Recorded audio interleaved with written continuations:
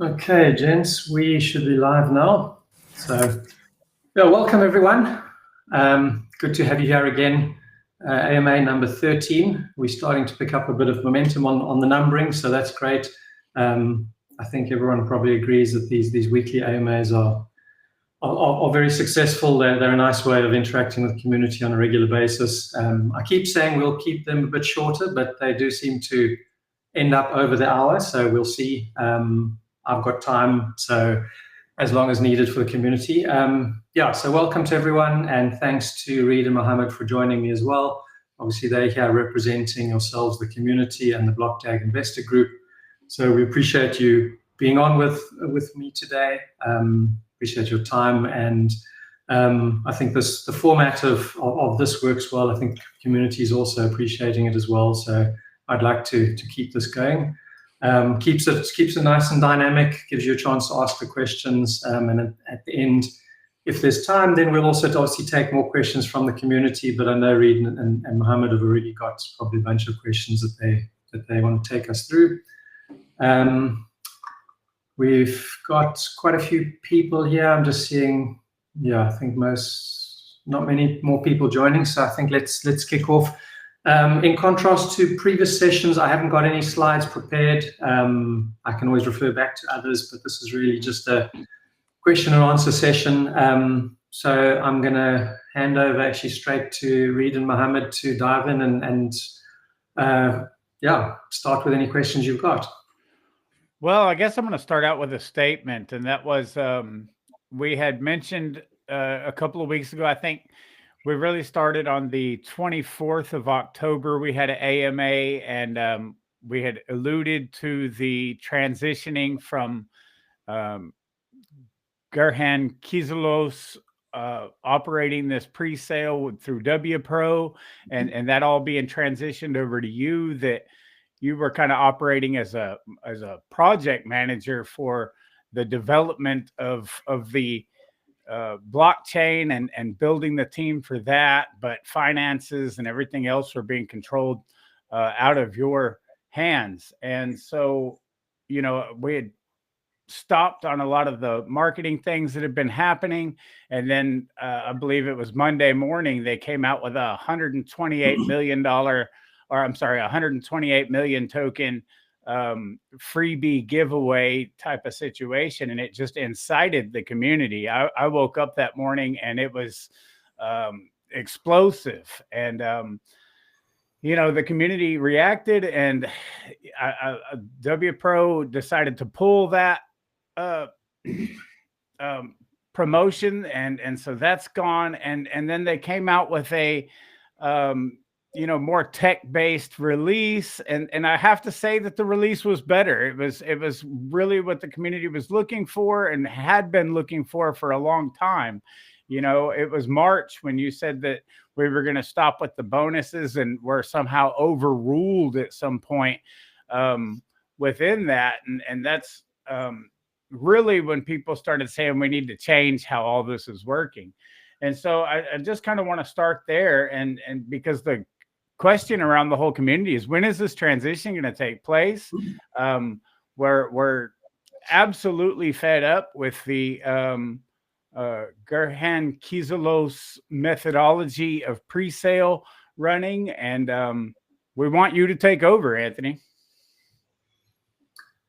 Okay, well, so I think just as a recap, so as you said, 2 weeks ago we had the AMA where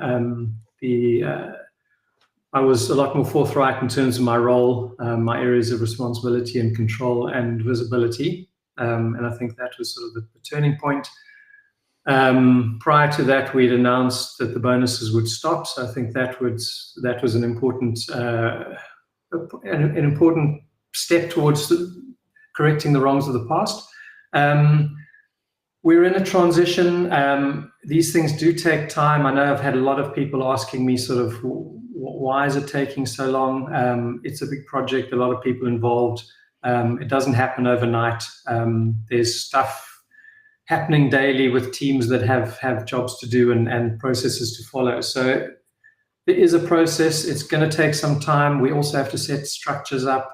So I mean, that we can't transition to a structure that doesn't exist. We can't transition to people who aren't there to take over responsibility. So we're busy planning what roles we need. I mean, obviously, the plans around the marketing will require a different type of team, so we don't have to gear up in the same way or to replicate the team that's there currently.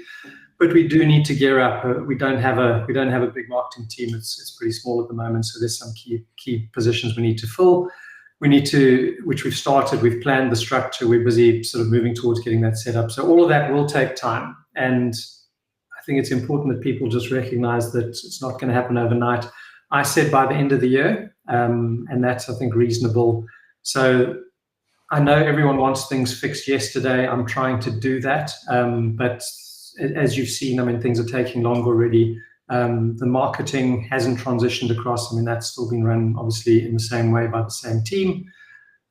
Just in terms of that promo that went out, the competition, I mean, I think it was the community showed united front. They were quick to react, and for the first time ever, the project also listened to the community. So I mean, that was probably a unique time in the project's life when it actually responded quickly to the community. So that's positive in itself. I mean, the competition shouldn't have gone out in the first place because it was it could have been, we could have guessed that it would have had that reaction, but nevertheless to say it did go out, but it was pulled. So I mean, that's a little bit of positivity in a negative sort of action. Sorry, I've lost my train of thought a bit in terms of what specific questions. I'm just sort of rambling on a little bit about sort of the transition we're in. Just, I think important also is I know a couple of people have now messaged or emailed saying, why am I not stopping this? You're in charge now, what's happening? And I think just to make it clear, I'm not in charge yet. I wish I were, but part of the transition is to move things over. So as soon as I take over things, I think everyone will hopefully see the difference. If they don't, well, then there's a problem. So hopefully they'll see the difference, and I'll certainly make it clear where the control lies. So once we take over anything, I'll make it clear. But right now, not much has moved over, but the plans are in place, and we are working through things. Along those lines, Anthony, I think, the last promo, and I'll just piggy off of what Reed said, is that was just ridiculous. We had an entire AMA before that talking about the marketing is garbage, and right off the bat, they just launched it and just ran with it.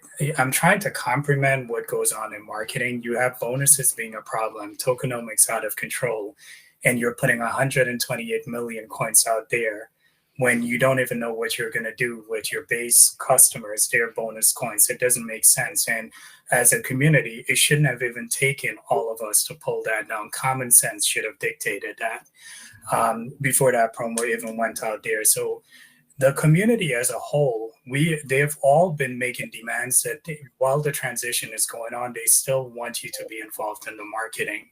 They still want those to come through you as part of the transition. So is that something that could happen while the transition is ongoing itself?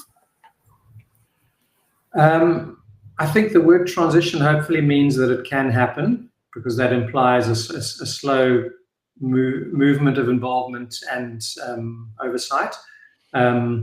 So already there's some discussions around sort of passing marketing messaging and promos and anything like that through myself, just to get the okay.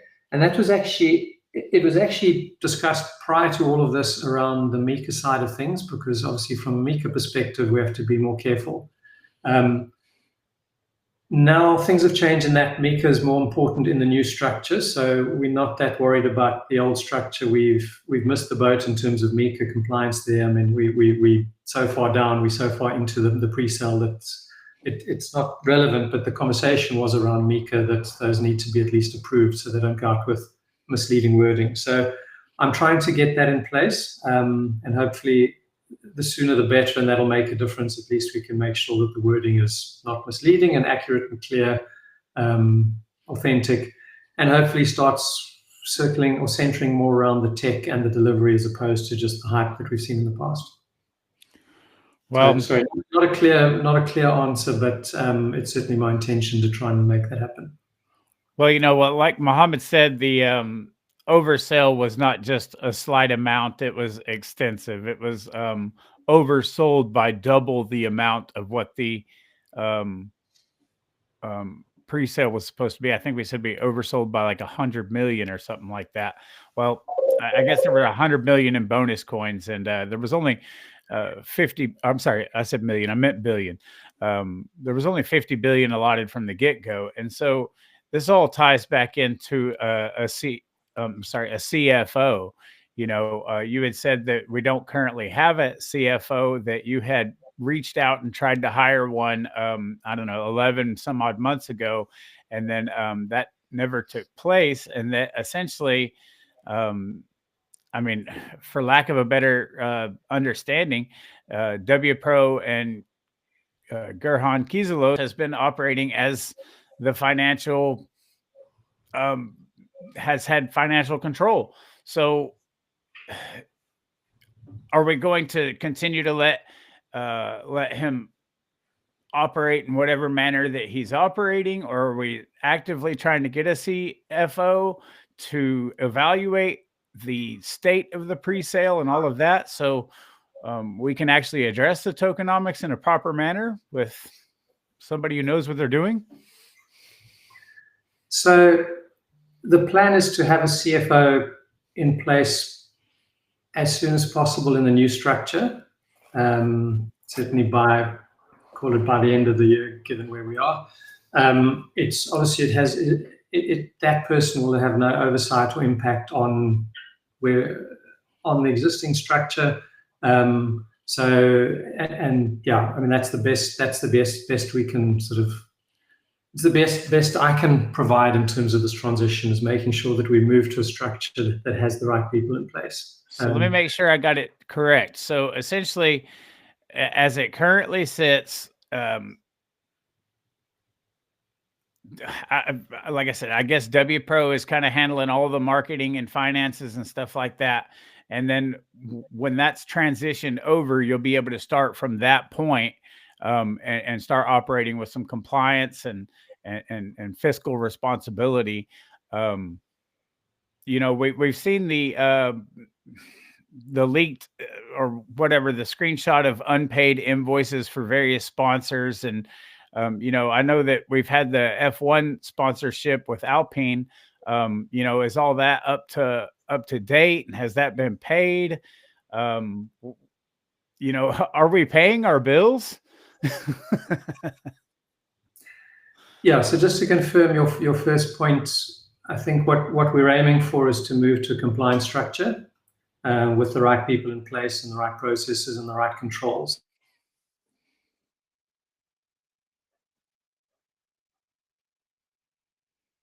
Thank you. Yeah. Can you hear us, Anthony? You froze. I think we lost him. Yeah, we will see. So, yeah, essentially, that's something that definitely needs to be taken care of, Mohammed. I know that the finances are, you know, along with transition is the number one priority at this point. Let's see. I guess there we go. Sorry, we lost you about regulatory compliance and getting back into compliance with the pre-sale and as we move forward. Okay. So that wasn't one of these cases where you have one of these phone calls and you don't want to speak to someone, so you go losing you. Anyway, that wasn't the case. So yeah, just to confirm, it's most certainly the plan. We'll move to a compliance structure with all the controls in place, including CFO and the right financials in place. Obviously, I can't comment on where it's coming from and the current structures. In terms of the transition, we'll receive the funds. Again, we haven't, the accounts will need to be done and those will need to be provided to us. As part of that transfer, I mean, we need to understand what we're getting and how they're made up. And obviously, and we know there'll be a gap between raise and funds transferred, because obviously, I mean, there are a lot of expenses.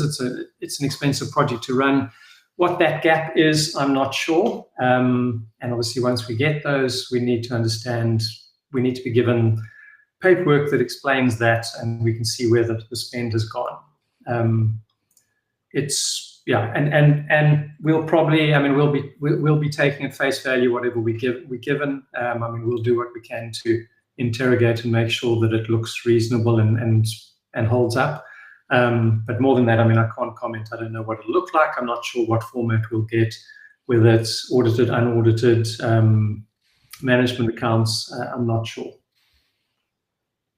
Along those lines, and the reason why our communities are concerned about funding is this ties into Gorahan and WPro and prior projects and how they were managed. So there have been a lot of questions surrounding Big Eyes meme coin, along other meme coins that WPro was behind. And so these coins started as pre-sales, and you look back at the similarities between the marketing of those coins and BlockDAG is there was a lot of artificial hype, countdowns, last final chance, last meme coin ever used in pre-sale, a lot of heavy use of paid articles, and all of the platforms, well, not all, but similar platforms are leveraged on BlockDAG. Those coins raised decent amount, and at launch, I believe Big Eyes coin crashed by 100% at launch. And WPro was the agency, and we know that Gorahan is in charge of WPro running the promos behind that coin. Those investors walked away with crashes at launch. And WPro, if you look back at the public articles that are out there, WPro was set up in a way where it secured its own legal protection. So the project went down, but WPro remained standing. And so you look at all of this marketing, and you look at the prior pre-sales and failures, and you almost wonder, is that the same setup with WPro currently? Are you able to share any context on that as far as it applies to BlockDAG? Sure. So, I mean, I have to be honest. I don't know much about that. I mean, I know the allegations and the community inferring links between the projects and the marketing teams behind it. I mean, I would say that those hallmark indicators that you talk about are quite common between a lot of projects, especially meme coins. I mean, that's how most meme coins are sold, with obviously a lot of hype, because there isn't much value behind them. So I think, I mean, you could probably, if you look for other projects that seem to do similar things, you could probably find quite a few. But again, I haven't looked to see sort of how closely they resemble the marketing between the two. So I can't really comment on that. Okay, well, on the same marketing deal, you know, we've got Nick as the CMO. I guess WPro as being Nick had said there were 7 other marketing companies that were involved, but as far as I can tell and what I can see, it seems like WPro is operating the whole thing. And so who approves these marketing strategies? Is it does it go through WPro and then Nick approves the marketing strategy and then it's distributed? Does it ever hit your desk? Or are you completely left out of the loop on these marketing strategies? So I think if I can ask you guys, I mean, I know you keep mentioning certain individuals and WPro as well. I think, I mean, it is conjecture. Obviously, there's a lot of stuff out there. So I think let's just keep it to the marketing, the project or the marketing team for now, if you guys don't mind. In terms of my involvement with marketing, I'm not part of any processes in terms of approving or viewing or even vetting what's going out there. I never have been. I see some of it, and when relevant, I have tried to correct things, and obviously certain language I've tried to correct, which might be sort of anti-Mika, etc. But it certainly doesn't go through me, and I've got very little control over that. And it's never been my focus. So it's not that I sit there watching daily to see what the daily release is going to be. Obviously, going forward, that'll change entirely, and I'll have a team that is responsible, and I'll have oversight over them. But right now, unfortunately, I just don't have that that visibility or control over any of that. Just to kind of close on that, it's not just me freestyling coming up with it. There's we took a whole conglomeration of questions and notated them down, and that was definitely one of them. And so I'm trying to go through this list as much as possible. So it's questions from the community. It's not just me and Mohammed trying to pick on anything. It's literally what's out there, and these are the big questions. Yeah, I understand that, and I appreciate you guys are here representing the community. So yeah, I'm more than happy that you're asking me these questions. One of the question that community is, there have been a lot of questions on right now is the miner delivery timelines, and we're getting concerned because there's a pattern of from Baroja, unpaid invoices, allegations surrounding that. So what can you comment on the timeline, whether that's still in place? We're hoping that, because community that's one of their priorities right now, getting those miners X30s on time. Yeah. Are you able to comment on that? Yeah, so I know that, of all things, the miners have been a hot topic for a long time, and I understand that it was the one. So tokens, they were never going to be delivered before TGE. That's obviously the nature of a token, but the miners have been promised, and we've been through. I took you through the different sort of iterations of who was going to manufacture them for us. So we had different versions with different hashing algorithms, etc. So it was sort of a rolling comedy of errors in terms of changes and re-engaging with new suppliers. And throughout all of that, obviously, the community's become more and more frustrated because it just looks like this thing's just rolling on and on. The dates that I gave, and I don't have them exactly, but it was starting delivery in December and finishing, I think, by the end of Jan, if I'm correct. That sounds about right. Now the X10s were supposed to start hitting in mass delivery about mid this month, about right now, but 30s and 100s were pushed a little bit out about a month after that. Yeah, so just roughly it was December to January was the delivery time. I'm still pushing to make that happen, but there is pressure on that in terms of slippage. The problem with that is slipping at this time of the year isn't just 2 weeks. You suddenly slip and it bumps you right into next year. So in full transparency, we're still okay, but it's sort of touch and go. So I'm pushing as much as we can just to get those in. And the suppliers are ready and waiting to get that moving as quickly as possible, but the window is closing pretty rapidly. Okay, so if I hear you correctly, then it seems like the suppliers are ready, but they're waiting on us. So I guess they're waiting on money. So the X30s, I thought you said the order had been paid for, or the initial order had been paid for. Oh no, I'm sorry, it was the X100s that the initial order had been paid for. Is there more payments that are pending that haven't been paid? So it was actually the X100 that the order had been placed, so that one's fine. The others, I'm out of that loop in terms of finalizing the orders. So the supplier has the order. I think they're just waiting for finalization of that on the X30s and the X10s as well.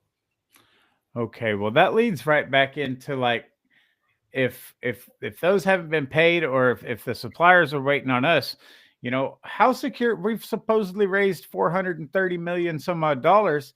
How secure is the funds? Why should we not just immediately, if they're waiting on us, that's a problem.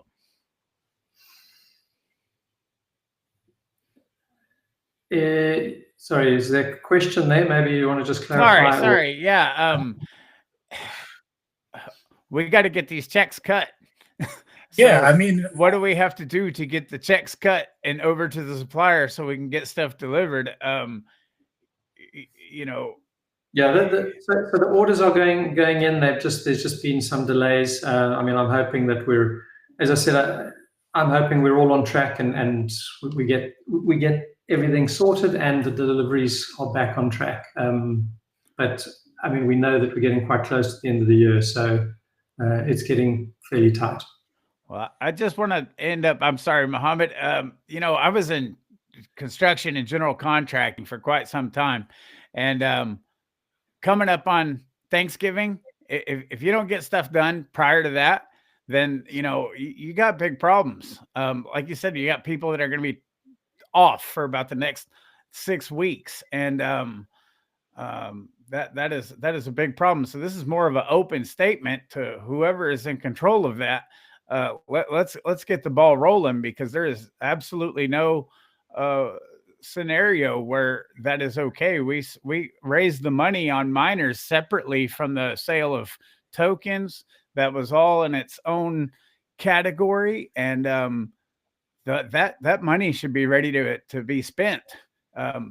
Money is action, and we need action. Yeah, no, sure. I mean, I think we're all aware how important these miners are. And I think we all know that they're not necessarily of any use even once they've arrived until mainnet is launched. But equally, I think it's just a show that it's something people need to see. They need to see the miners arriving. They want to get the miners they paid for. So even though it's not material from a mining perspective, it's important for everyone to receive them. And actually, it's important for our testnet as well. We need the miners out there before mainnet so we can launch a testnet with ASIC miners as opposed to GPU miners. So yeah, I hear you fully. I think people are stressed about their miners right now. That's a daily question. They've paid for it a while. They've been waiting for a while. There's no reason why they should be waiting, especially with holidays coming up. So all I'll say to whoever is in charge is, if those miners do not come on time, it will be a repeat of what happened this last week for the promo. And that's not me even being threatening at all, but, you know, our communities have been waiting for a while. Things need to happen. We come on every AMA, we talk great, you know, but we need actions. And if that doesn't happen to WPro, you know, it's going to be all over again in terms of what went down from this last promo. Yeah. So it goes right back into, you know, the control of the funds, and are those funds secure? I know that you said that you don't have control over them, but we got to make sure those funds are secure and that they're getting utilized for the things that this project needs. Like you said, we can't launch the next test net without these miners in play, and this is a big problem. We got 90 days until pre-sale is supposed to close, something like that. So we got a long way to go. Yeah, we need to get those miners out there. We need the miners in play, as in installed and mining, ideally 2 months before launch, because that's part of the testnet and the testing of the miners and the miner pools and all those protocols. So it's pretty crucial that we get them out there. Well, I just got a number. It says $8.127 million in miner sales is about what it calculates out to, and you know, that's all separate funding. So we got to find $8 million somewhere. I saw a question in the Telegram chat, and this person has been trying to get an answer for several AMAs now. So I just wanted to give them a voice because they have been tagging me a lot to get it answered. But the question is, how could 435 million have been raised if only 16 billion tokens were sold? And pretty much what they're stating is, if you divide that among the average price, would come up to around 2.5 cents. The starting points were way lower than that, and so the math is not mathing.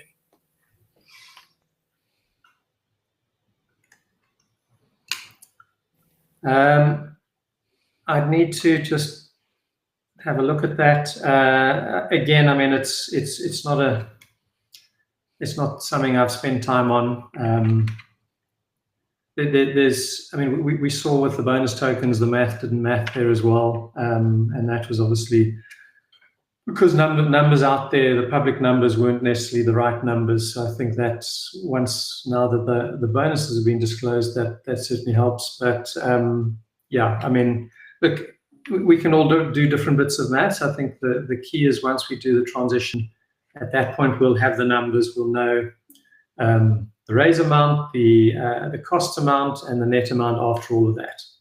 So I mean, there's a lot of guessing happening. I mean, I get mails all the time with different calculations, but let's just wait till we get those numbers. That's all I can say for now. Well, on that, the $86 million investor, institutional style of investor, I saw a lot of promos come out in the last, say, week to 10 days that said that has been secured, that it's in the bag. But I don't know that to be the case. It seems like that might have been misleading marketing or whatever. Last I heard, that there was still some ambiguity on whether that was a sealed deal. Is that a sealed deal at this point? Has the money been deposited? Is that money going to go into the transition? Like, is that all that money going to come over during the transition phase, or is it going to stay in? You know, how's that all going to work, and is it actually working? And we may have lost Anthony again. His telephone might be blowing up. So I'll try to rephrase that question a little better. There's just so many ambiguities about it, Mohammed. What do you have to say? And I just want to say here to the community as well, we're not just coming here asking these questions. These are questions that we've been getting hammered with overall, that are tied to the overall direction of the project in terms of, the stuff that we're asking. So, I don't want to create the impression that these questions are coming from us. We are voices for our community. So I just want to put that out there. It's not our intention to be negative, but we're as concerned as our communities are. And so we have to address them. Okay. Am I back? Yeah, you're back. Sorry, we decided to fill the dead air there. No worries. I've just switched over to my mobile just to make sure the connection stays up. Just getting back to your question. So he has paid a sizable multi-million dollar deposit. So he's effectively is secured. Obviously, until the rest of the remaining money comes in, there's always a chance that something goes wrong. But right now, I mean, it's a done deal that just needs finalization from a payment perspective. And we've already set up a multi-sig wallet. One of the signatures, actually, one of the signatures myself, the other signature Jeremy, CTO, and then a third signature on the other side. So that money will go into that multi-sig. So I think that's exactly where we want it. That's not part of the new structure, but that's an in-between. It's just a temporary solution until we move to the new structure, and then obviously that will transition into that as well. But that'll be well secured. Speaking of Jeremy, he had a task for last week that was to find out some wattage on running miners. Did that ever get done? The short answer is no. Jeremy's actually, I've just received a WhatsApp from him. They've just arrived at Argentina. They've just headed to DevConnect. So I think that slipped his mind because of DevConnect. There was a bunch of prep that he needed to do for that, but I committed to it the first time, then he committed. So actually, this is the third time. So I will make sure for next AMA that we do give that to you, because that's on me.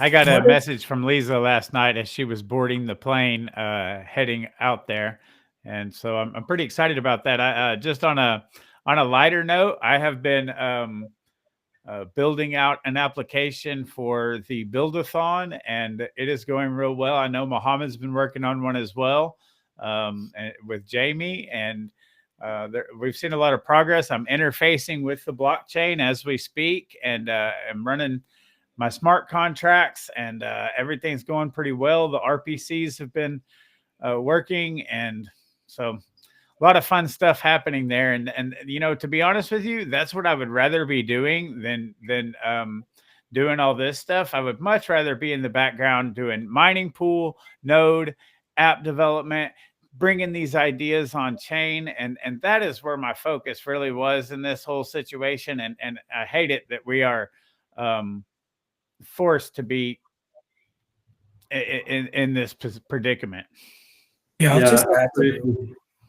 I'll just add to what Reed mentioned, and you know, the earlier this week, and it's so disappointing to me because I've never seen a project try to silence its voices. And I'll give you a specific example. Earlier this week, when the promo was posted, I expressed my disapproval in the Telegram chat, and I was very respectful. Didn't use any bad words or anything. Just all I said is I won't back down from speaking out against shady marketing. I was instantly banned. Chat gone completely. Those moderators are horrible. I don't know who they are, but they need to be fired. They're horrible. What they're doing is so unethical, silencing people who have invested hundreds of thousands of dollars. It's just ridiculous. So tying this back to our earlier conversations, we definitely need that Telegram chat changed. We probably need new moderators, to be honest, and we need all of those bots gone. They're part of the problem. They're not helping it. The fact that we're so involved in this project, trying to build out ideas, trying to advocate for our communities, and we ourselves are getting banned. Imagine what other people go through on a day-to-day basis. It's unacceptable, it's unethical, and it's ridiculous, frankly speaking. But along the lines of what Reed mentioned, I would also tell our community, you know, I know we're here and we're voicing certain concerns, but please, you know, just keep engaging with the technology itself. I've been doing it, Jamie have been doing it, and it's so addictive. Last night I spent 6 hours trying to build out a build-a-thon idea that I think is going to be super cool. Jamie has been taking up all day trying to build that out, and we have been so excited just seeing those ideas come alive, the tech, the visuals, everything. I'm even getting goosebumps as I'm talking about it as a nerd, but you know, it's like we're like kids. So we're not, when we see our ideas come alive. So, you know, we're not just coming to the table just complaining. We have actually, you know, we're involved in miners, nodes, smart contracts, build-a-thons. You know, we're connecting with everyone to try and learn. You know, that's what I would encourage our community to do as well, because you know, the marketing is going to go away, but the tech itself is really what we need to ensure that's strong foundation-wise. So sorry, a little bit of ranting, but if you're listening to this, you know, enroll in the build-a-thon, get your idea out there. I had no clue on tech, no clue on how to do anything. I've been putting myself through crash sessions, and it's been working out pretty well. If I can do it, you guys can do it. Yeah, well, that's great to hear. And as you say, that's what we should be talking about. That's where we should be spending our time and energy and focus. And yeah, the more people that join that, I mean, it's a great program that Lee's put together. I'm thrilled that you guys are on it, and yeah, there's good prizes there. There's lots of opportunity to learn new things. I mean, Mohammed, if this is your first foray into the tech side of Web3, then yeah, it's an exciting place to be. Yeah, so if anyone wants to know more about that, go to the website. You'll find a link there through, I think it's probably on the hackathon page, and that'll take you to the build-a-thon. It has started with their multiple waves, so you might miss the first wave, and I think the waves might be 2 weeks. You guys might be more familiar. Yeah. You just join in the second wave, and you can slot in this, and the total duration is 3 months. So yeah, give it a go. It's super exciting. She's done a wonderful job there. I've just got a message from Steve, who's obviously listening in on this. He's on our team.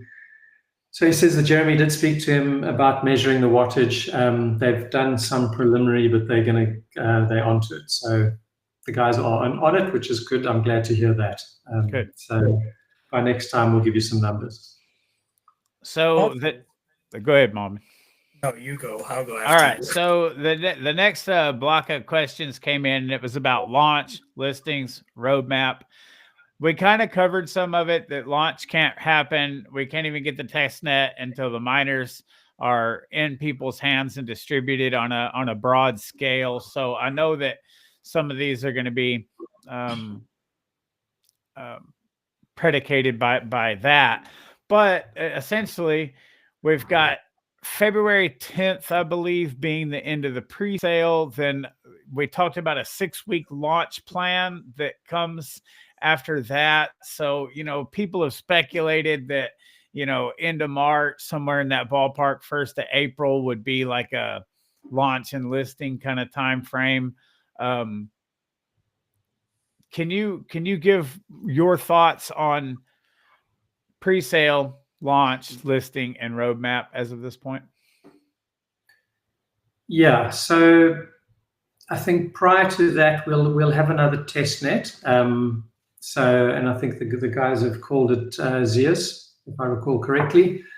We'll first have a dev net, which will be for us to test or to finalize the testing on our ASIC miners. Obviously, we've done in-office testing. You saw the video from last time. I hope that came through okay on the video. But yeah, so we'll be testing with those around the world as well. So we'll send a couple of those out to other spots around the globe. So that we'll do on a DevNet. Then we'll progress that to a last test net, which again we'll go through the same motions of starting from scratch as if it's a full mainnet, but it'll be our Zeus test net. We'll let you know timing on that. I'm not quite sure. We'd have to check in with Jeremy. Otherwise, I can confirm, yes, 10th of Feb, that's the end of the pre-sale. If we haven't finished before that, that'll be the last day of pre-sale.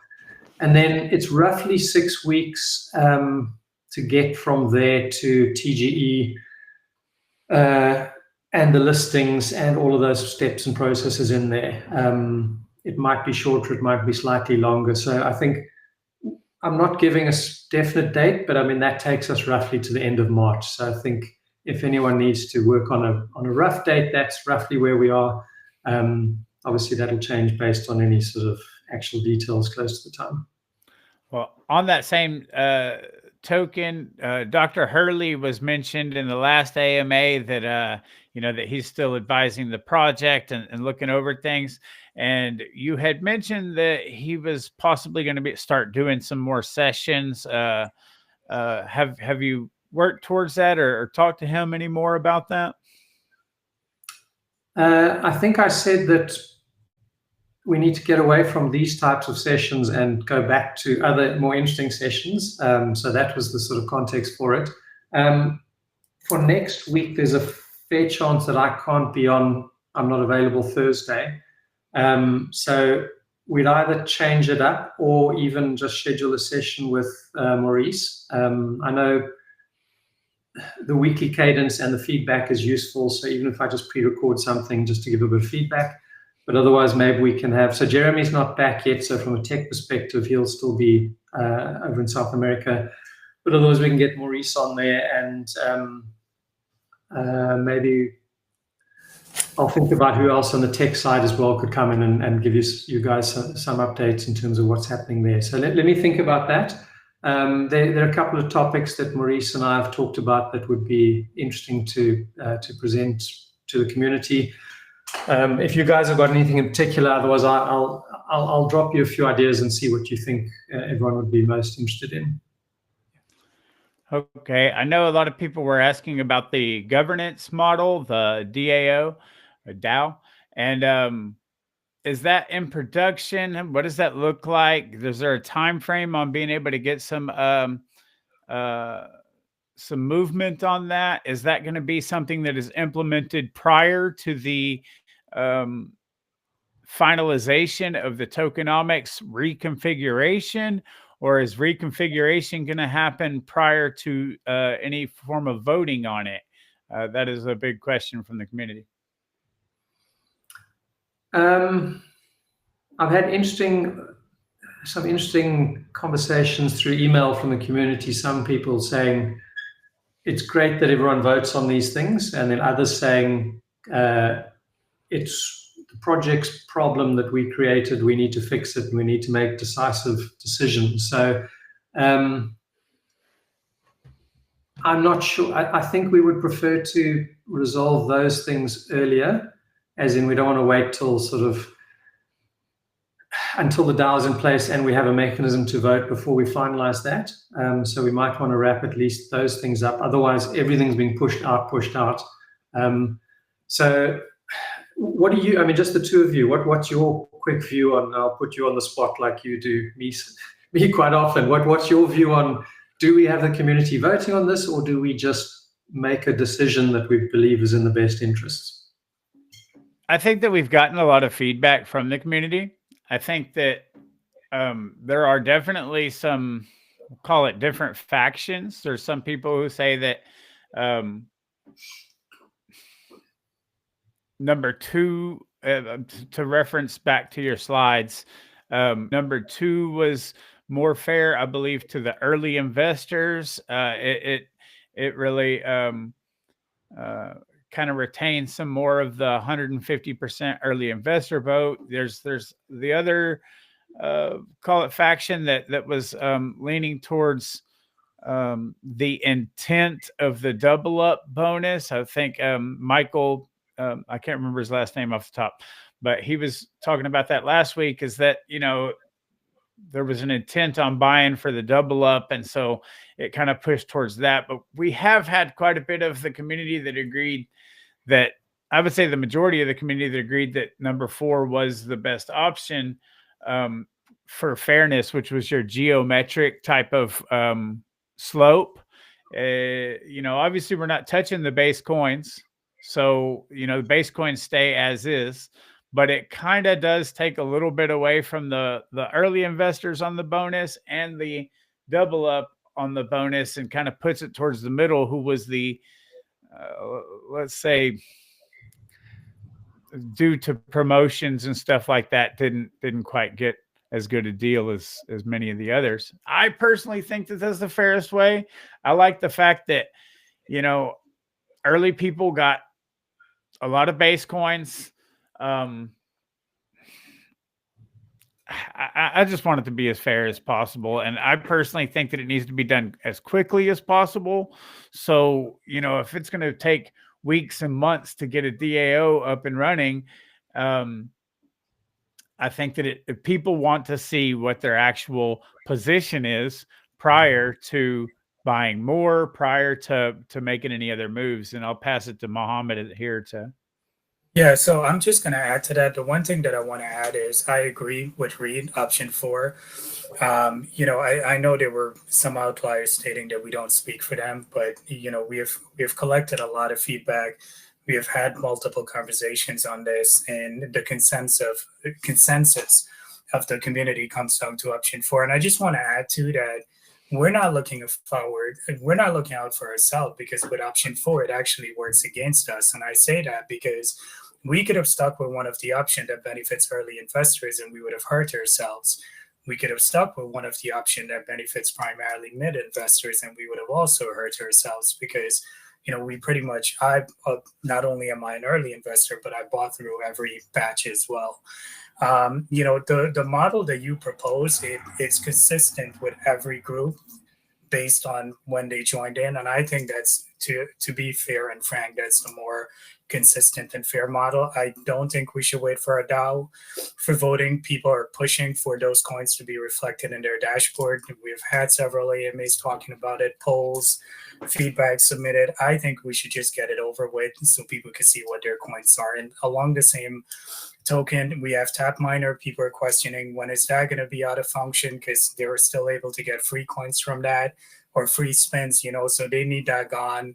They need their coins converted so they could see all of that. A DAO is just going to prolong it. We're getting towards the closer to end of pre-sale. We just need to get it done right now. Okay, I think that's useful feedback, and I tend to agree with you guys. So I'm just waiting on final data from the dashboard in terms of all the purchases, so I can do accurate numbers, because what I gave you was more sort of at a high level. It didn't reflect the actual buys in every month and every period. So I just need to run those numbers. So I should be getting that in the next day or so. I'll run that again and make sure it doesn't sort of markedly change anything. And then I'll put together sort of a last paper in terms of those different options, and we can look at that, and then I think we just need to go with it as well. And the same with the tap miner. I'm just waiting for final numbers on that. All right, good. I think people will be happy that their dashboard is updated. One other question I have, this is more on the tech side. We've been hearing a lot about Zeus coming. Are you able to share any insight in terms of, how that's going to be different from the current phase we're in from a tech standpoint? Because I know we came from Awakening, and on Awakening, we couldn't build out projects on that. So that was a huge win. Are you able to share any teasers, sneak peeks, anything for the community in terms of what to look forward to? Primordial. Yeah, my bad. Just, yeah, I got that rock. we're in Awakening, my bad. Yeah. So, our focus now is the core DeFi, which obviously was missing, and we missed it by not too much time. But we've completed an implementation of Compound and also Uniswap. So I think those are being wrapped up now. So those would be deployed on the next testnet. We have a launch pad as well, which again wasn't quite finished to the level we wanted for the last testnet, so that'll also be available. That's going to be a longer term project. We haven't spoken too much about it, but it's the basics of a launch pad. So that'll be on it, and then there'll be other components, as in probably things like I'm hesitant to mention the names, because some of the protocols get uptight if you mention names when you haven't contracted. So we're in discussions with some of the, and I'll mention a few names just so there's the likes of the Layer Zeros and the Axelars and the NVOs and those sorts of, and different AMMs, different bridges. So we've chosen a suite of brands that are well known in the industry. What we've realized is it's one thing to roll your own, to build your own Compound or Uniswap or whatever, but for people to trust it, now they've got to trust that we've built it correctly, we've implemented it, we've then got to have everything audited. That's also a process, etc., etc. So we're actually going with third parties for all those components. So we'll have a full suite. We've got the plan. We spent quite a bit of time sort of looking at them and deciding which were the better players and which worked well together. So also obviously looking at which provider of stable coins. We won't off the bat qualify for native Tether, for instance, or Circle, just because we're a new chain. So we need to look at alternatives. We're also looking at alternatives. Well, do we go with a wrapped version of Tether or Circle, or do we go with something which is lesser known, for instance, through Carbon or one of those? Or M0 that gives you some sort of yield. So there's different options that we're looking at there. So we've mostly settled on those plans there. We're busy working with the suppliers in terms of those being implemented. So it's more of an implementation. It's not a build out. So those should all be in. One or two of them aren't really applicable so much for testnet. So those are the ones that maybe might not be there. There's also potentially one of the protocols that bring wrapped US stocks as well. Not core and not essential, but it's quite a nice one that people sitting anywhere can buy a wrapped version of Apple or Microsoft or any of those stocks as well. So yeah, so the full suite of DeFi I think is the main thing, plus the launch pad. The other thing is the finalizing our vesting contracts and having a dashboard behind that gives you visibility of what coins you've got, what's locked up, what's unlocked, when you can unlock it, allowing you to claim your coins, etc. So that'll be pretty important, all on chain. Again, no one wants to trust us or anyone.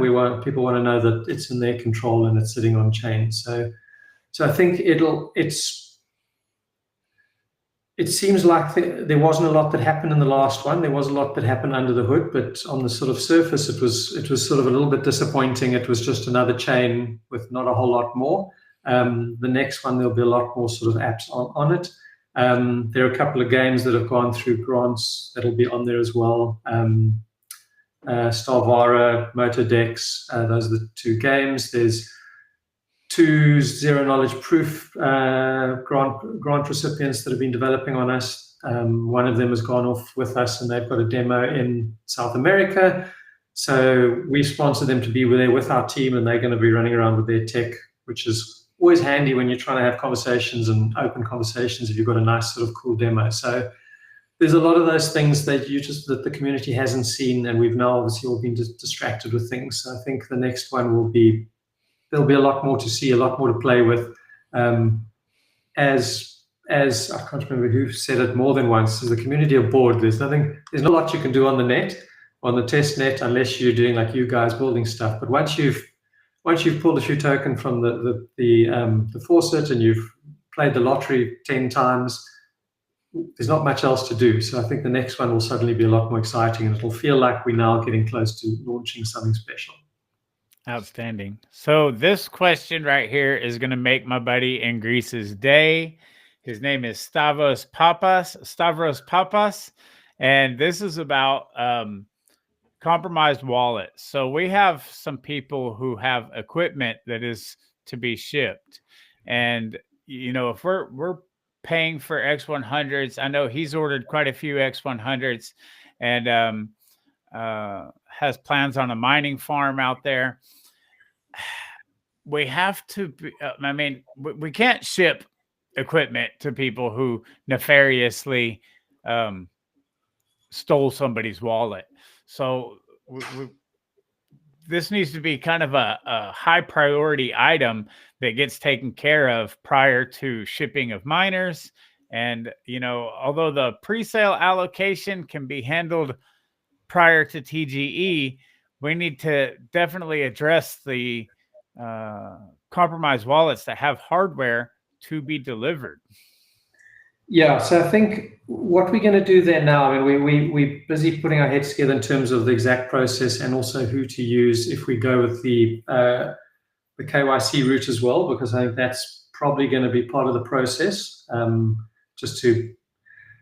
The problem is if you go ad hoc in terms of send me various bits of paper and prove that you're a holder or not, and go back to various wallets that link into this from the past and send another transaction, it becomes quite a difficult, and the process will differ from every person. So I think we're probably going to try and rather standardize on sort of there's certain things you need to do, there's certain things you need to send us, and you're going to have to do a fairly rigorous KYC. And if you pass those, then the chances are you're the right owner, because the scammers are far less likely going to want to go through that. If two parties both go through it, well, then we'll address it in a different way. But I think that will weed out 99% of the scammers. But I think, so what we're going to do is we will make sure and we'll flag that we don't send any miners to anyone that has a compromised wallet flag or has reported it. So at least we don't go and mess up by sending it to the wrong person.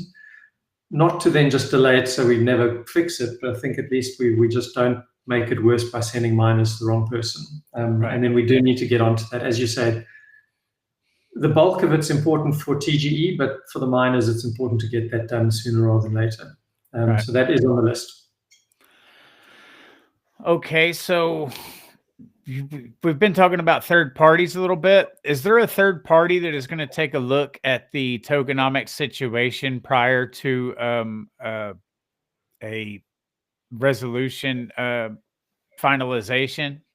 Or is that going to be kept completely in-house? Is there another company or maybe attorneys or something that's looking at that to ensure that we're doing the best that we can do? So I've had one third party look at it, and I realized that without quite a bit of historic context, their comments were sort of a little bit pointless. And they brought up stuff that we've talked about, and we've sort of already either said that doesn't make sense or that's maybe a solution. So wasn't necessarily particularly useful, but I was hoping to get a bit more out of it. There's another party that I might bring it up with. The problem is it also slows things down. So if we're trying to resolve this, and because there's no actual solution, it's not that we're looking for the correct solution. We're trying to balance a whole bunch of things in terms of what people believed when they bought versus what should have been fair when they bought, and we're trying to come up with something that across the board gives the majority of people the best outcome.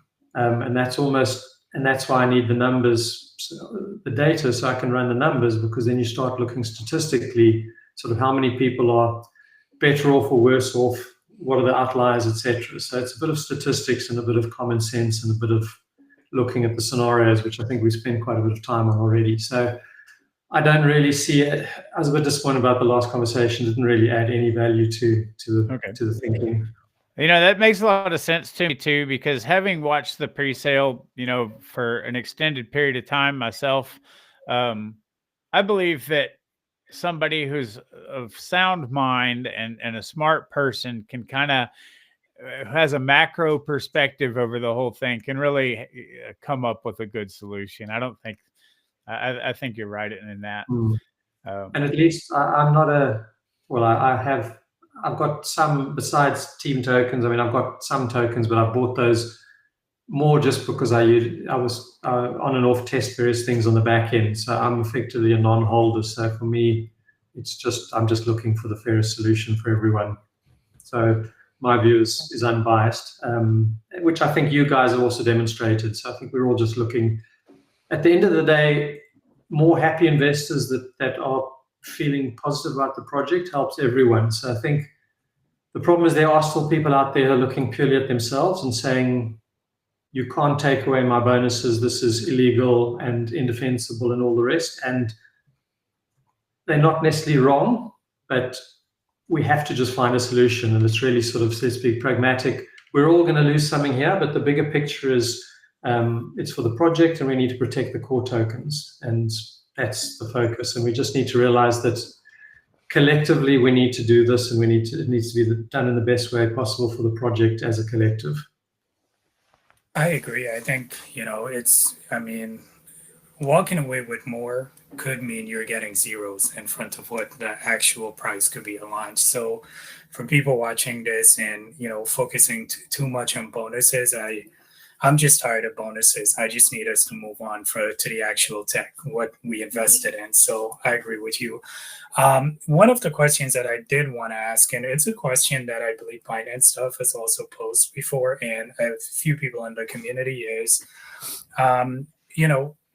why is the pre-sale still? Well, it might have been, Reed might have asked this earlier, but one of the main question is, why is the pre-sale still going on? Why can't it be paused at least until this transition is over? Because people are kind of uncertain in terms of, their investment. So, is there anything you can add to that? I know Binance Stuff has brought this up before in community, so just want to make sure. Yeah, sure. So, I mean, in terms of the transition, I will say that it would be a whole lot easier to pause it, as in stop what we're doing and really just focus on moving stuff over. So, I mean, that's just what's easiest for me to get the process done sort of expediently. Other than that, I mean, I can't comment on the pausing of the pre-sale, why it's a good or bad idea. I mean, from my perspective, purely selfishly, because I want to get the transition done, I would like to pause it, but I mean, there's obviously other factors at play here, and I can't comment on those.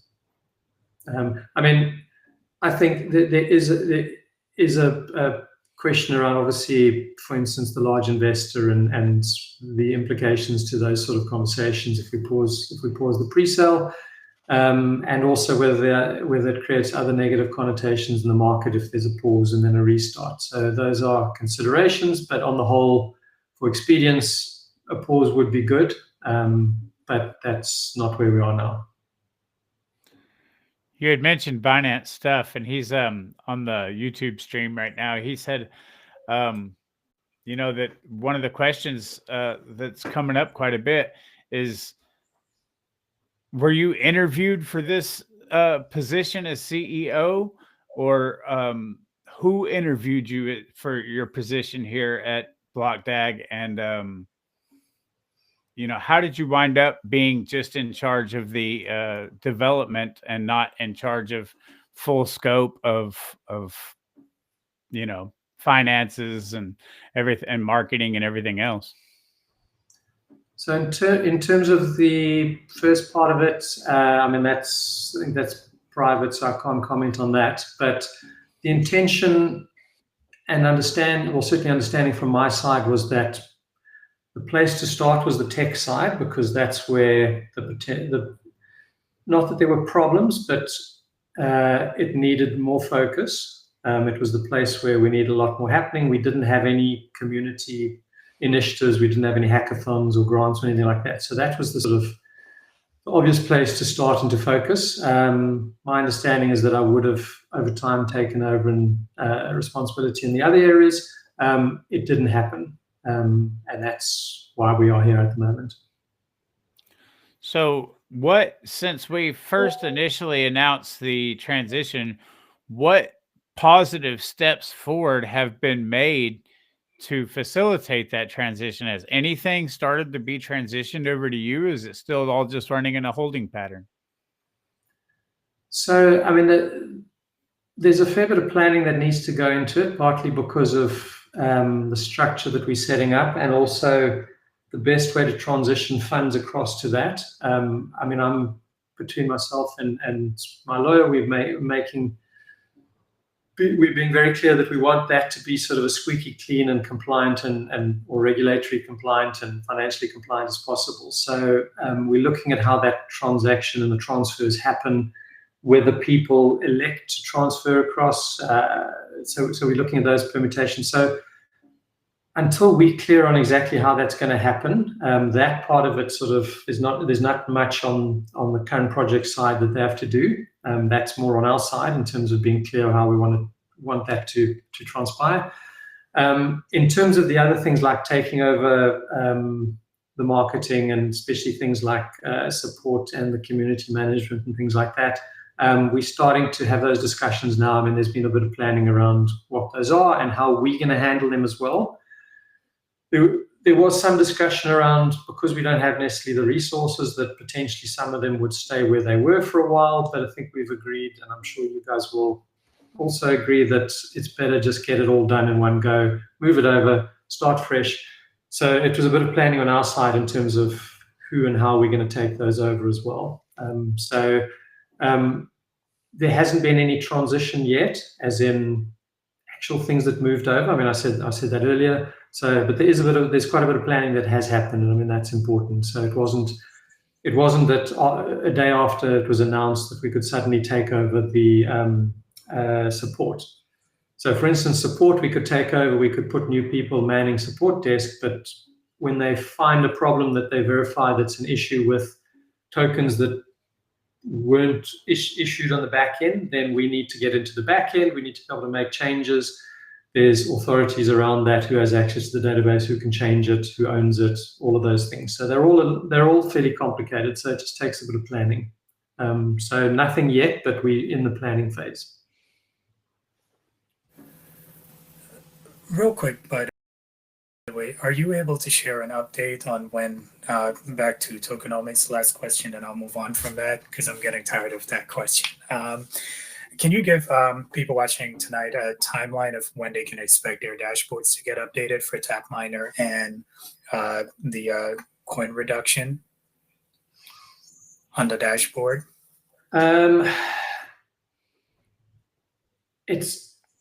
I can't, and partly because it depends if we're trying to make an update on the existing dashboard, which is, call it the old side, or whether we're replicating that in the new side or redoing it.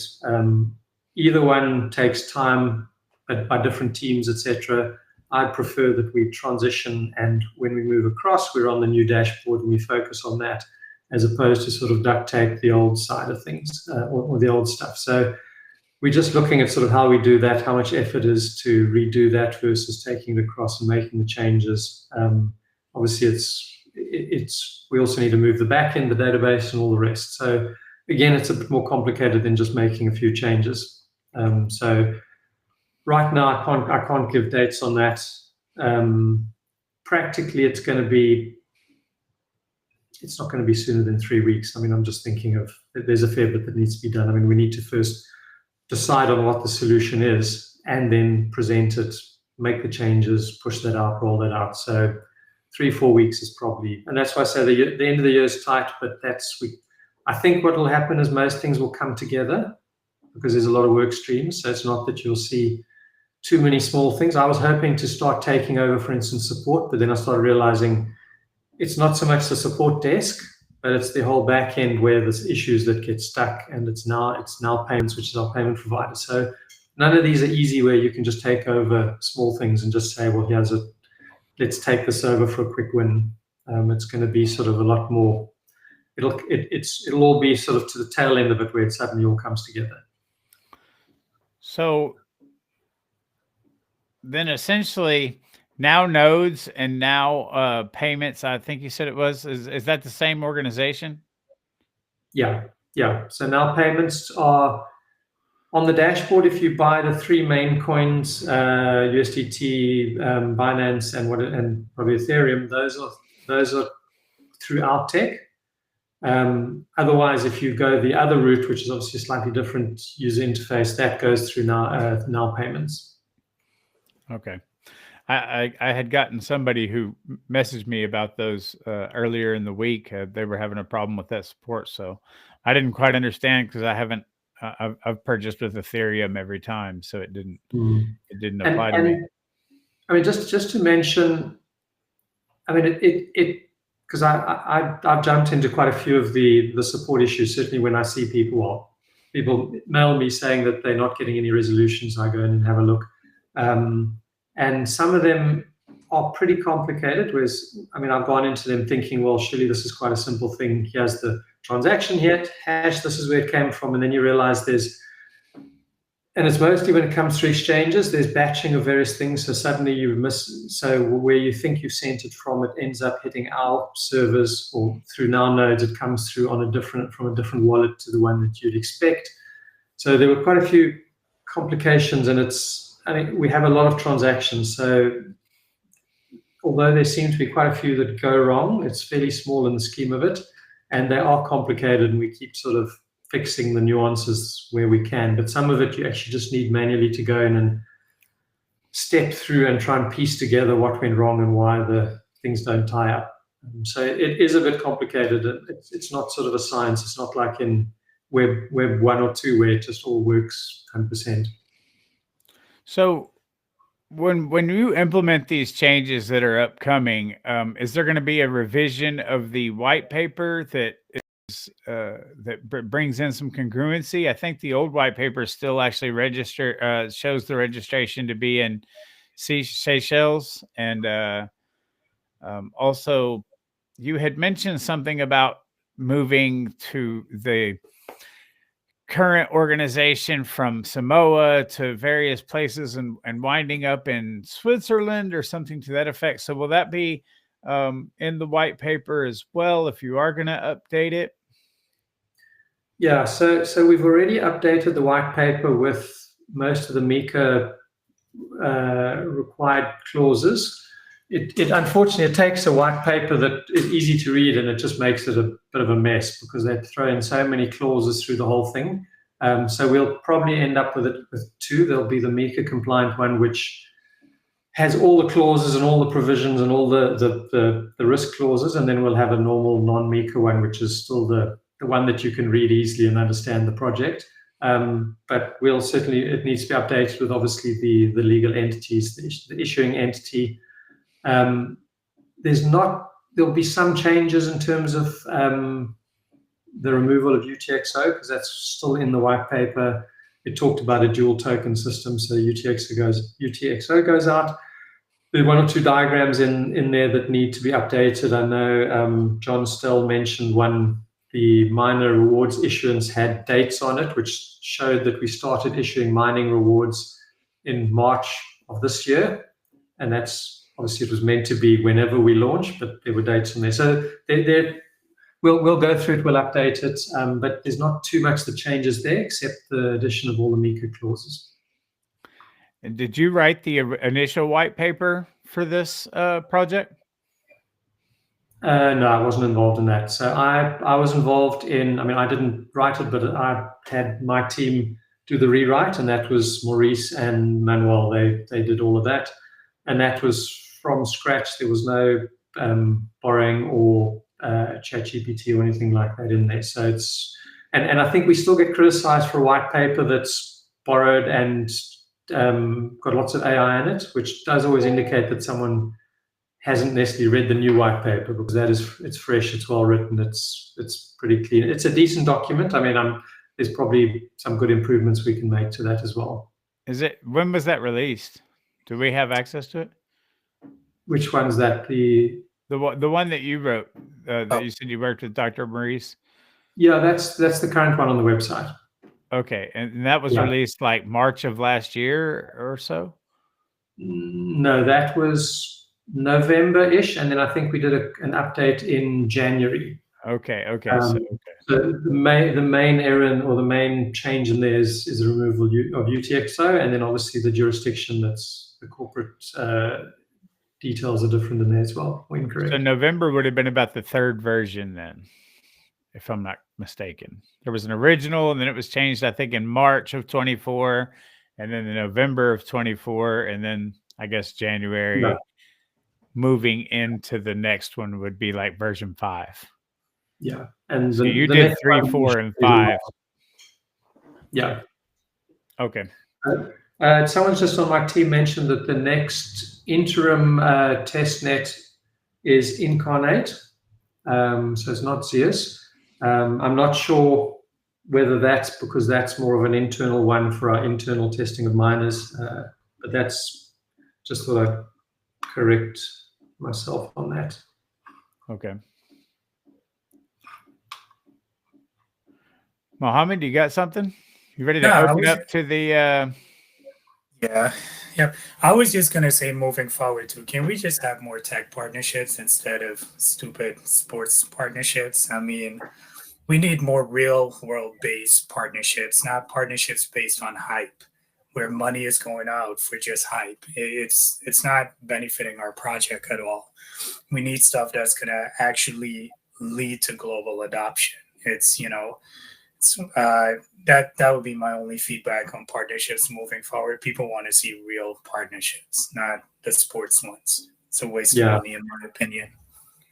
Yeah. So I think once the DeFi suite is in, that opens up those doors. Right now, a chain without DeFi is a lot more difficult to find partners, and also the partners we're using for the DeFi, the brands they are, part of that whole partnership is them opening their doors up, etc. So I think once we start embracing and working with them, and they're fairly costly, but then you're paying because someone else has been through all the auditing, and they're a known brand, and they're reputable and people trust them. I'm not sure if it's been mentioned in the past, but we also are progressing with a pre-launch TVL campaign as well. Given all of this that's been happening, it hasn't really been focused in terms of letting people know, but we've sort of put that together, because obviously it's important to bring TVL onto the chain, so that when we launch, we've got liquidity in the pools, etc. So we'll be launching that. It's an opportunity for people to lock up other tokens onto the chain and earn fairly good yield and rewards as well. And we'll be layering in between BDAGs and other rewards as well. So that hopefully we'll create something that's quite enticing, that pays out quite nicely. And obviously it's doubly beneficial for anyone who owns BDAG, because it supports the project as well. So that'll be one of the things that'll come out. The other thing that we're working on, which we haven't got the details, but Jeremy and I have just finished the technical implementation overview plan, is staking, but on the mining side.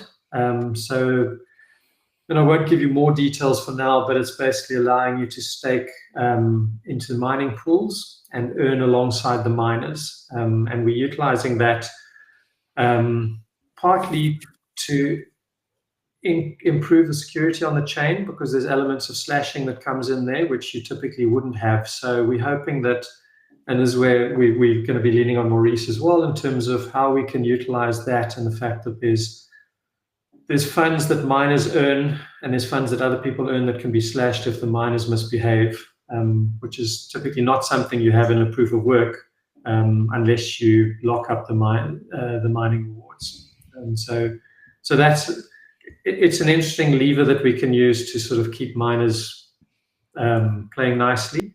And it's also quite a useful lever in terms of obviously getting people to lock tokens up as well. So we'll be using it for that. So we've designed that.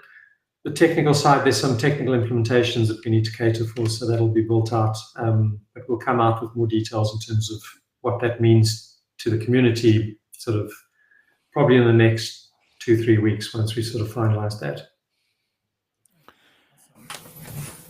You want to open up the chat? I can do. I'm looking at the time we have. We're an hour and 20 minutes in. Okay, the chat's open, so if anyone wants to send in your messages,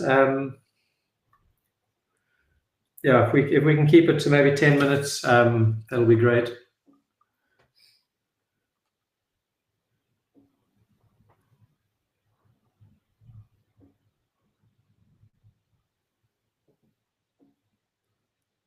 They come in fast. Yeah. Someone's asking about wallet. I mean, that's a whole bigger conversation. I know we touched on it last time. It's maybe something we can bring up in the next AMA to discuss. And I'll make sure that I've got maybe a bit more background to that, so I can answer that better.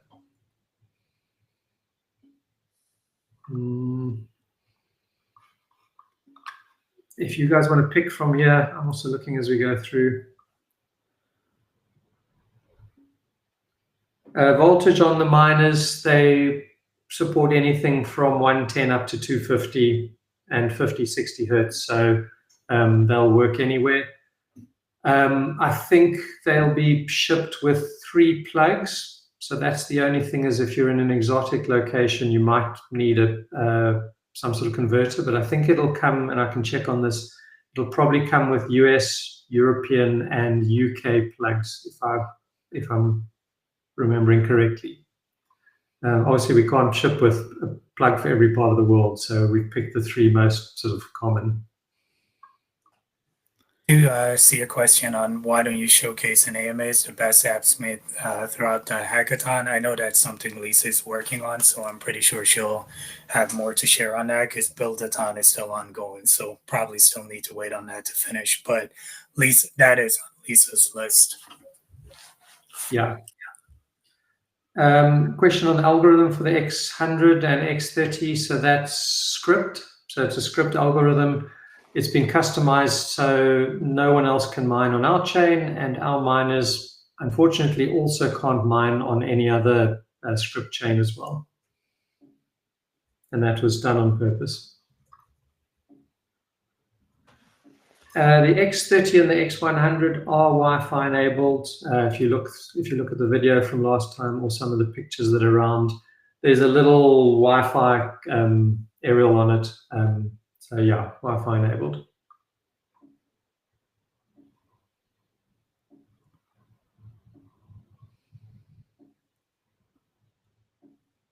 Okay, so we had been talking about the tokenomics issue and trying to finalize it. We can't really finalize it until we figure out what the status is of the $86 million investor, correct? Because that's going to play havoc on any math. So is there a timeline, a deadline for that to take place? Because we need a final solution, if you will, not an interim if, when, and but. So yeah, can you address that?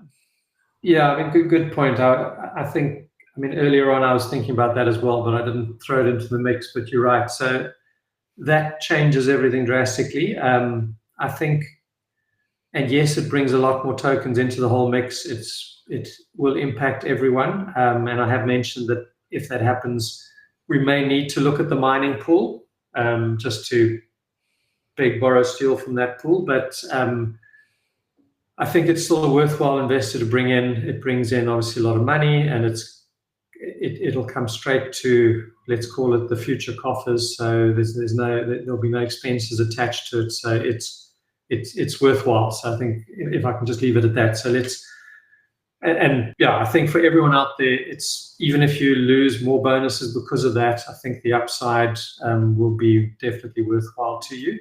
That's just my gut feel at this stage. Obviously, once we've got all the numbers, then you can really look at it and you'll sort of understand. But my guesstimate right now is it's worthwhile making space for that investor.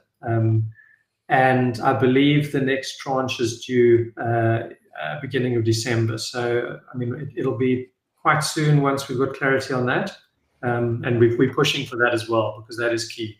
We can't actually finalize anything until that's final. Is the liquidity at launch still 100 million? Because I know that was one of the core, information put out there. So just curious. So there's no need for 100 million. I mean, it was a number that was thrown out there. I mean, it always surprised me because it didn't necessarily make sense, but I didn't necessarily know enough about what the listing process would require, but it just didn't seem, it didn't make sense. But so the exchanges and the market makers obviously need liquidity, and it'll be a combination of BDAG and a stable coin, USDT or C. And some of them will lend it to you, but then it comes back in fees, so the different permutations. But I've budgeted on roughly probably 5. Again, it depends on whether we're in with a Binance or a Coinbase or not, because obviously those guys have far higher requirements. But 5 million coins and $5 million is probably what we need, depending on maybe more if we end up with a Binance or a Coinbase or something like that. And that's all we need. If you give them 100 million, they'll say, well, they don't want it. There's nothing they can do with it, sort of thing. So it's more liquidity is no better. That's their business, and we'll give them what they believe is the right number. From what I saw, it's about 10% of what you got circulating, and my estimates are that we're going to be at about 10 or 8 to 10 billion circulating at the 40% initial vesting. So yeah, it's at 100 million would be way in excess. I'm getting a lot of good questions. One of them from John Snell, this has been asked quite a bit, is you said that you have some attorneys that are representing the transfer. Can you tell us anything about what firm that is, or anything in relation to the people that are advising this transfer? I can't share that. I wasn't expecting to share that. I think, it's probably fine maybe next session, but I think I'd need to just clear that with them first. Their focus is primarily on the structure and how we do the transition of the money. That's obviously the crucial part, and setting up a structure that'll be functional and helping with the DAO as well. So that's their main focus. So I'll see if I can share that next time, whether it's appropriate. I don't think it's necessarily too material. They're a small firm, but they've been active in the space for, I think, 8 years. So they're Europe-based, so they know Mika, they know the European side of things. So they from my perspective, they've been great.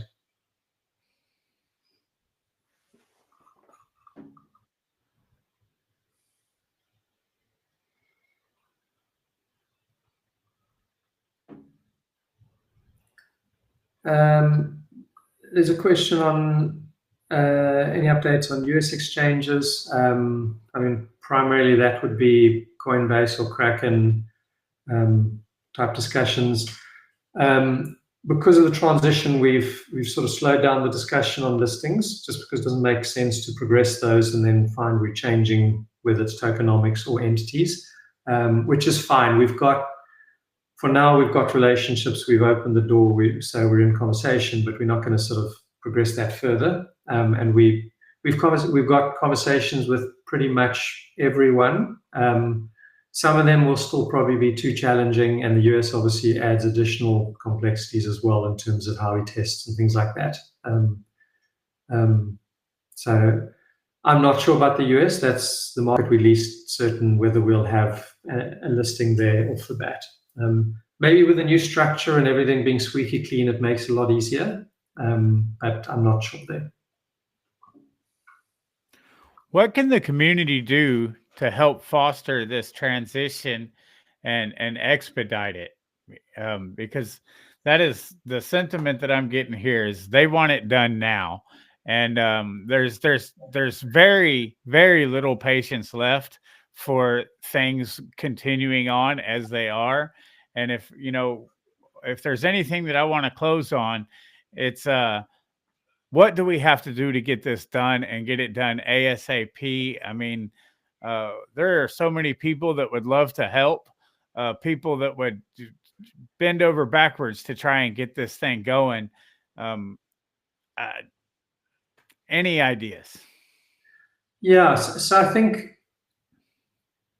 think pressure from the community doesn't help the situation. I mean, the process is going to take time. I mean, I'm a little bit disappointed. I thought we could sort of move quite quickly, but unfortunately, as the lawyers get into it and they start looking at the detail, then they say, oh, but this and that, and this is going to take a bit longer, and we need to be careful with this and those sort of things. So it's typical sort of lawyers slow things down, but I think at the end of the day, it's for the right reasons. So I'm happy that we're doing it properly. I think everyone would agree that that's what we want to do at the end of the day.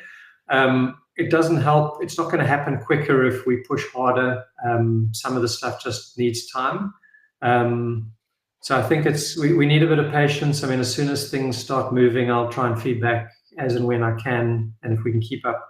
Besides maybe next Thursday, but otherwise I'm happy with, we keep these going every week right until pretty much Christmas, and hopefully by then we can stop talking about this and we'll be refocused back on Maurice and the tech guys and all the other good stuff. And Lisa will be here telling you about whether you guys have won or not won the build-a-thon and all those great things. But yeah, I think we sort of have to be patient. These things there's quite a bit on our side that we have to do. So it's not just on the other side that they're going slow. I mean, we need to put things in place as well. It doesn't help. We do a transfer and we just bugger the whole thing up because we're not ready and we don't have support people and we don't have things in place, etc. So I think it's just a bit of, we just need a bit of patience. I'm going to just mention that we can do Maurice on a whole nother session. We could do 2 a week and it wouldn't be a problem. Just want to throw that out there, that there could be a whole nother aspect happening parallel to this.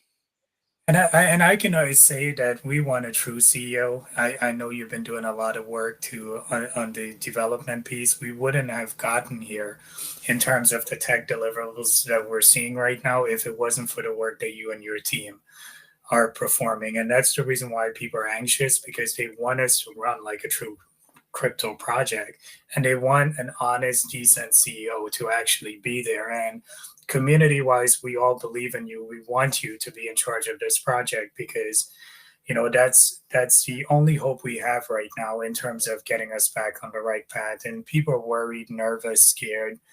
And, I believe I speak for everyone when I say, like, we want you to be in charge of everything, including marketing, all the garbage that's happening right now. Okay, I appreciate that very much. I mean, appreciate that sentiment, and thanks to the community for that vote of confidence. I mean, I'm doing what I can, and I'll continue to do that. Just on that note, there's probably going to be a requirement for the community, and I'm not sure how it actually gets done, but the community to nominate or elect me to represent the community, and probably the two of you or whoever that might be, just in terms of, again, some of these processes. We're trying to look at how we fast track some of the things. For instance, if there's transfers of money, but there's no entity that's been formed yet, but we want to start these processes, there might need to be sort of a holding account or someone holding funds on behalf of the project, and how we do that. And obviously, I don't want to do that in my personal name, so we need to do it effectively for the community. So there's probably some level of authority there from the community to represent, and potentially you guys as well. I mean, that's just for the community to understand that if obviously that comes through, then that's the reasoning behind it. Is we're just trying to sort of find pragmatic ways of doing it that doesn't come into, we're not moving it into a space where we're compromising things by transferring it to me or something like that. It needs to go straight into these entities, which probably won't exist for a month. So yeah, so I mean, I'll let you guys know, and you can obviously arrange that, but that's just for the community to understand that. And that becomes more relevant, obviously, once we go to the DAO, and the DAO then votes for a management team, etc. Then it becomes more sort of formal. But right now, this might just be an interim step to get some things in place. That's the type of leadership we need. So, okay. I mean, there are lots more questions here, but I think it's probably not a bad thing to call it a day. Yeah, if we haven't answered your questions, we'll be doing this every week. I might not be on next Thursday, so we can either change the date, or I'll switch in someone more for a more interesting and exciting conversation, and we can come back to this in the following week. Well, I appreciate your time. I know that we're not ever going to make everybody happy. I've had a lot of personal conversations with you. I believe you to be an honest man, and that you're really looking to do the best thing for the project. I know that some people will sling mud and throw shots, but I believe that to be the case. And I think that once full power is transitioned over, that there will be a definite visible and noticeable difference in operations, and that things will start running smoother, and we'll start paying our bills on time and getting miner shipments done, and start operating with some fiscal responsibility, with some transparency. On that note, thanks very much, everyone. Appreciate having you here. And thanks, Reed. Thanks, Mohammed. As usual, great to have you on here, asking some nice, tricky, probing questions. I was told that I start doing this whenever I'm being asked a tough question. So I was mentally thinking not to move when I'm feeling pressured. But now you know my tell. So if you ever play poker against me, I start swiveling in my chair. Yeah, we all have something like that. Anyway, but yeah, happy to be here. Appreciate all the questions, and yeah, I think together we'll get through this. I mean, we've got a good project. We've got a large investor base. We've got good investment. We've got a good roadmap and a good plan and good tech. So next year, looking forward to launching this thing. It's about time. heck yeah. Been waiting. Thanks again, Anthony. Good guys, good community. Thanks, everyone. All right. Let's see here.